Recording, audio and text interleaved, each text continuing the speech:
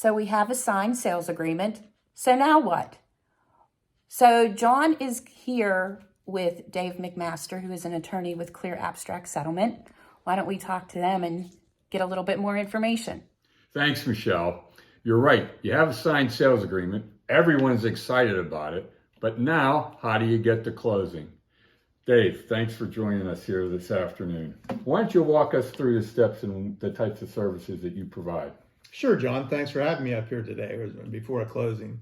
A lot of the work is done by the time the sales agreement is prepared, and that's why it's good to have a very detailed agent such as John and Michelle to put the agreement together. When we get the agreement in, what we do is do a title search then. And what we do is make sure that the title is what was conveyed to the prior owner. It's conveyed to you clear of any type of liens. I've been doing this for 35 years, and unfortunately, sometimes the seller hasn't paid taxes, or there's a divorce going on, or there's an estate tax lien or similar things like that. That is all discovered on a search at the courthouse, which is what we do before we can get to the closing itself. Then we look at the agreement itself, and one of the reasons we do that is to look at inclusions, for example. Okay, we see some of that up here. Sure. I mean, does the refrigerator go? Do other things like that go? And that's just something that we'll tell the agents about as we get closer to closing.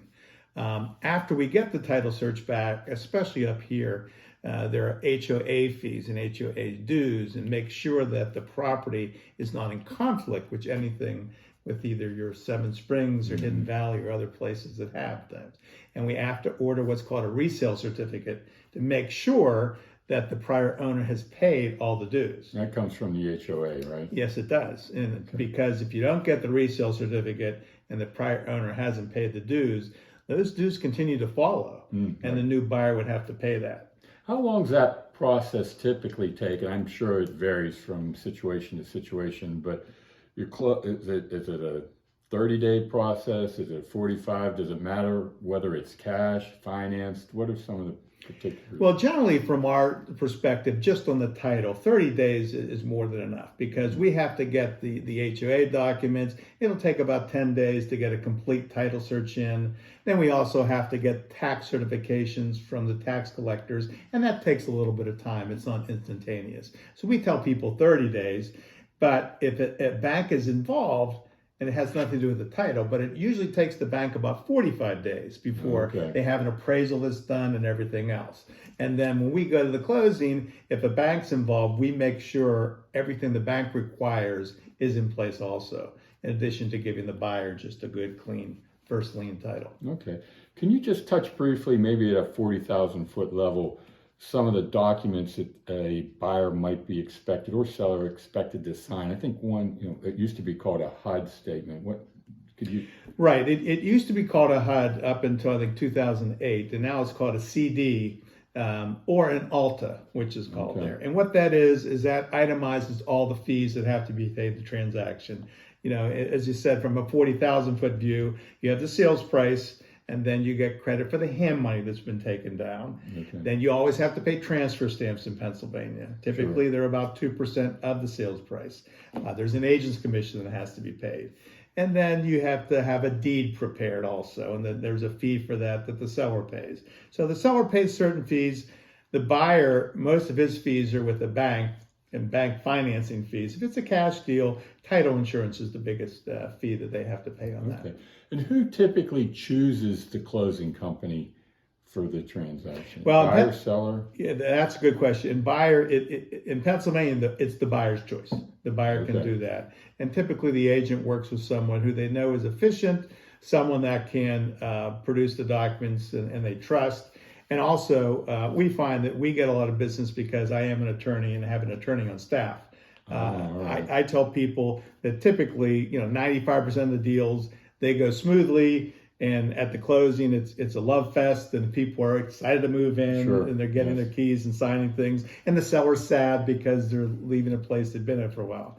But if there are problems, it's better to have an attorney involved as opposed to both sides trying to go get their own attorney and fight back and forth, because we can be the arbitrator there and point out the positions on either side and try to get them to settle over a dispute at that point in time. One other thing, as COVID came into play, have you seen where people close change at all? I mean, is it always in an office? Is it sometimes at a variety of different locations? Does it matter where you have the closing? Well, it doesn't. Physically. Like, we're here today at a property, and we're actually closing in the property itself, Right.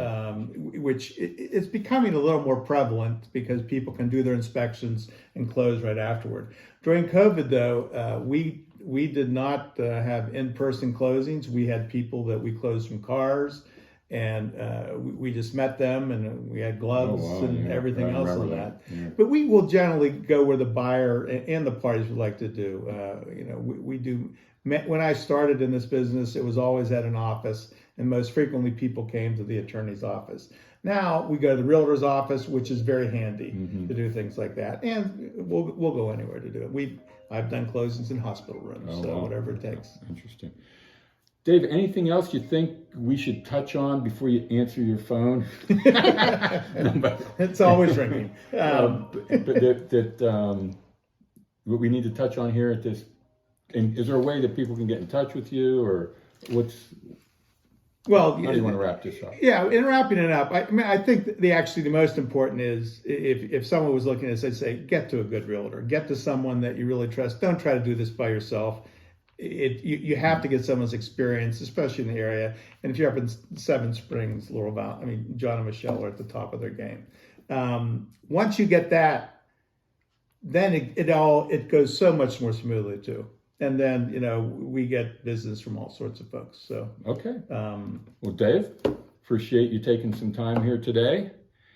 And Michelle, we got a closing coming up right now, and I'm going to turn it back over to you. So now what? We're done for this, right? Thanks, guys. That was really informative. This is Michelle Busili with John Tierney of Highlands Resort Realty, your only on-site real estate company located at Seven Springs in Center Lobby. Stop by and see us. Thanks. Until next time.